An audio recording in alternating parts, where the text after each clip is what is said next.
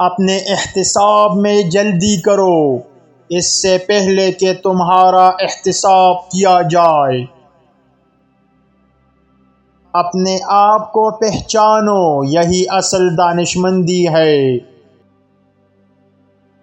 ایسا شخص جو اپنی غلطیاں پہچانتا ہے اور انہیں سدھارنے کی کوشش کرے، وہی سچا بہادر ہے۔ دنیا کی محبت انسان کو اپنے نفس کا غلام بنا دیتی ہے، اور آخرت کی محبت انسان کو آزاد کر دیتی ہے۔ انسان کی آزادی کا مقصد اپنی خوشی اور بھلائی کے لیے ہے، دوسروں کو نقصان پہنچانے کے لیے نہیں۔ جو لوگ دوسروں کو آزاد نہیں دیکھنا چاہتے، وہ خود بھی آزادی کے مستحق نہیں۔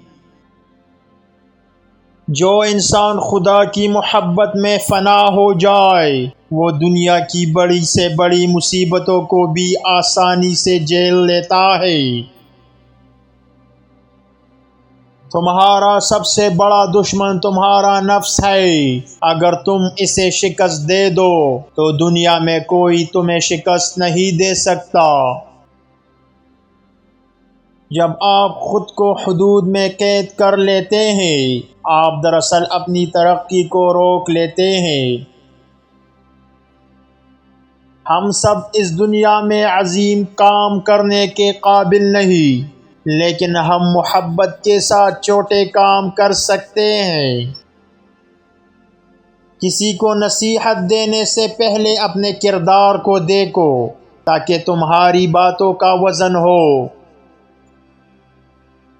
اپنے نفس سے جنگ کرو، کیونکہ تمہاری سب سے بڑی لڑائی تمہاری اپنی خواہشات کے ساتھ ہے۔ اگر تم چاہتے ہو کہ دوسرے تم سے محبت کرے تو پہلے اپنے دل میں محبت کا چراغ جلا لو۔ دعا کا اثر وہی ہے جو دوا کا ہے، مگر دعا اس وقت قبول ہوتی ہے جب دل خلوص سے بھرپور ہو۔ اگر آپ 100 لوگوں کی مدد نہیں کر سکتے تو ایک ہی انسان کی مدد کریں، یہ بھی کافی ہے۔ عقل اور ایمان کے درمیان کوئی تضاد نہیں، دونوں کا مقصد ایک ہی ہے، یعنی سچائی کی تلاش۔